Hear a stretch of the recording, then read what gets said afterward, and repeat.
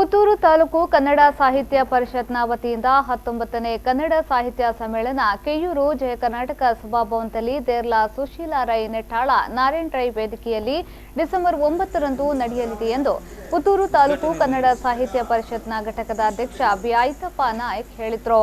ಅವರು ಪುತ್ತೂರಿನಲ್ಲಿ ಸುದ್ದಿಗೋಷ್ಠಿ ನಡೆಸಿ ಮಾತನಾಡಿ ಕೃಷಿಯನ್ನ ಪ್ರಮುಖವಾಗಿಟ್ಟುಕೊಂಡು ಕೃಷಿಪರ ಸಾಹಿತಿ ಡಾಕ್ಟರ್ ನರೇಂದ್ರ ರೈ ದೇರ್ಲಾ ಅವರ ಸರ್ವಾಧ್ಯಕ್ಷತೆಯಲ್ಲಿ ಕನ್ನಡ ಸಾಹಿತ್ಯ ಸಮ್ಮೇಳನವನ್ನು ಬೆಳಿಗ್ಗೆ 9:15ಕ್ಕೆ ಹಿರಿಯ ಪತ್ರಕರ್ತ ಈಶ್ವರ ದೈದೋಟ ಉದ್ಘಾಟಿಸಲಿದ್ದಾರೆ। ಸ್ಮರಣ ಸಂಚಿಕೆಯನ್ನ ಶಾಸಕ ಸಂಜೀವ ಮಠಂದೂರು ಅವರು ಬಿಡುಗಡೆ ಮಾಡಲಿರುವರು। ಪುಸ್ತಕ ಪ್ರದರ್ಶನವನ್ನ ತಾಲೂಕು ಪಂಚಾಯತ್ ಅಧ್ಯಕ್ಷ ರಾಧಾಕೃಷ್ಣ ಬೋರ್ಕರ್ ಉದ್ಘಾಟಿಸಲಿರುವರು।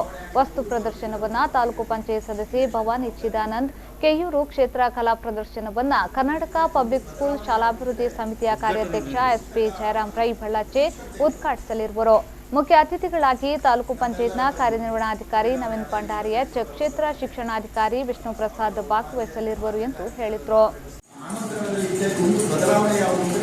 ಉದ್ಘಾಟನೆ ನಮ್ಮೆಲ್ಲರ ಬಂದು ಪುತ್ತೂರಿನವರೇ ಆದ ಈಶ್ವರ ದೈದೋಟ ಅವರು ಬರ್ತಾರೆ।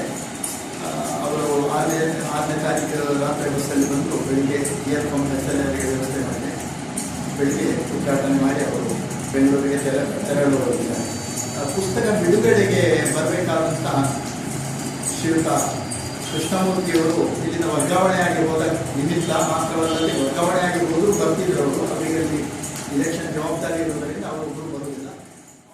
ಈ ಸಂದರ್ಭ ಸುದ್ದಿಗೋಷ್ಠಿಯಲ್ಲಿ ಸ್ವಾಗತ ಸಮಿತಿಯ ಗೌರವಾಧ್ಯಕ್ಷರಾದ ಸದಾಶಿವರೈ ದಂಬೆಖಾನ, ಅಧ್ಯಕ್ಷ ಎಕೆ ಜಯರಾಮ್ ರೈ, ಕಾರ್ಯದರ್ಶಿ ವಿನೋದ್ ಕುಮಾರ್ ಕೆಎಸ್, ಸಾಹಿತಿ ಪ್ರೊಫೆಸರ್ ಎಪಿ ಆರ್ತಿಕಚೆ ಮತ್ತು ಡಾಕ್ಟರ್ ಎಚ್ ಜಿ ಶ್ರೀಧರ್ ಹಾಜರಿದ್ದರು।